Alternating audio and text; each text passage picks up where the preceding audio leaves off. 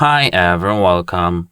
Today I have Bose SoundLink II Mini speaker and I'm going to show you how can you easily do a hard reset on this device.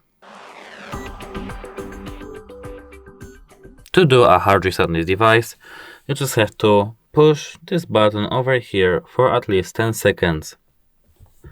1, Battery 20%. 2, 3, 4, 5, 6, 7, 8, 9, and 10.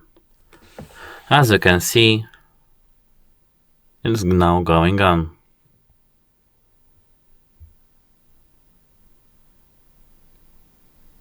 Now we have to wait a moment.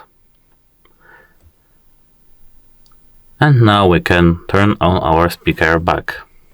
English. To select English, press and hold the multifunction button. That's it. Hope it helps you. Goodbye. To select